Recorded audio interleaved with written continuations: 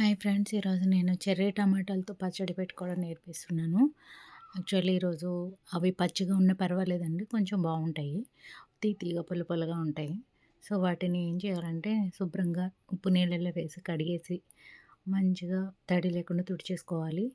ఒక లావుపాటి కడాయి తీసుకొని దాంట్లో 3 స్పూన్స్ నూనె వేసి దాంట్లో ఈ కడిగి తుడిచిపెట్టుకున్న తడి లేకుండా తుడిచిపెట్టుకున్న చెర్రీ టమాటోస్ అనేవి అందులో వేసేయాలి.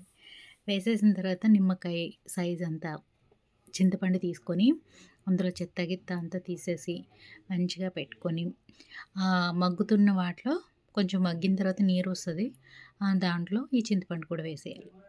వేసేసి అందులో వేసుకుంటే మెత్తగా మగ్గిపోతుందండి. సో మనకి ఈజీగా గ్రైండ్ అయిపోయి దాంట్లో కలిసిపోతుంది. చింతపండు తక్కువ వేసుకుంటేనే మంచిదండి, ఎందుకంటే ఆల్రెడీ చెర్రీ టమాటోస్ కొంచెం పుల్లగా ఉంటాయి.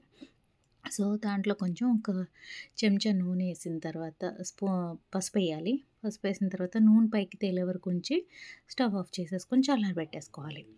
ఈలోపు మనం ఏం చేయాలంటే వెల్లుల్లి రెబ్బలు తీసుకొని ఒక 3-4 మనకి ఎన్ని కావాలితే అన్ని సరిపడిగా తీసుకొని వాటిని రేకలు తీసుకోవాలనుకునే వాళ్ళు రేకలు తీసుకోండి. నేనైతే జస్ట్ గ్రైండ్ చేసేసాను. గ్రైండ్ చేసినలో వాటిలో ఈ చెర్రీ టమాటోస్ చల్లారినవి వేసి కల్లుప్పు వాడాను. కల్లుప్పు అయితే టేస్ట్గా ఉంటుంది పచ్చళ్ళకి.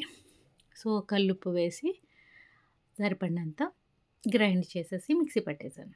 మిక్సీ పట్టిన తర్వాత మీకు కావాలనుకుంటే వేరే కడాయి ఎందుకు అని చెప్పి నేను వేయలేదు.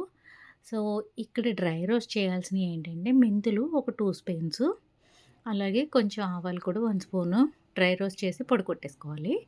తర్వాత మంచిగా నూనె వేసుకొని, వేరుశనగ నూనె అయితే టేస్టీగా ఉంటుందండి. వేరుశనగ నూనె కానీ లేదంటే నువ్వుల నూనె వాడి మంచిగా దండిగా వేసుకొని అందులో కొంచెం తాలింపులు వేసి ఎండుమిర్చి, నేనైతే ఆవాలు, జీలకర్ర, మినపప్పు, శనగపప్పు వాడలేదు. ఎందుకంటే నాకు శనగపప్పుతోటి పచ్చడి బూజొస్తదేమో అనే ఫీలింగ్ ఉంది. మీ ఇష్టం, వాడాలనుకుంటే వాడుకోండి. నాకైతే అలా అనిపించింది. సో దాంట్లో మంచిగా నూనెలో ఈ చింతపండు టమాటాల ప్యూరీని వేసేసేయండి. వేసేసి కారం చూసారా, నేను డైరెక్ట్గా కొట్టించుకున్న కారం అండి, నేను ఇంట్లో పట్టించుకున్న కారం. ఎంత బాగుందో చూడండి రంగు. పచ్చళ్ళ కారం ఇది. మసాలా కారం సెపరేట్ కొట్టించాను, అది కర్రీస్కి వాడతాము. అది 4 స్పూన్లు వేసి మంచిగా నూనెలో మగ్గించి అలా నూనె తేలిన తర్వాత ఇంగువ వేసాను. మనం ఇందాక నూరు పెట్టుకున్నాం కదా, మెంతులు, ఆవాల పొడి వేసి కొంచెం సేపు మళ్ళీ కలిసేలాగా పెట్టేసి చింతపండు మంచిగా కలిసేలాగా నూనె తేలేలాగా పెట్టుకోవాలి.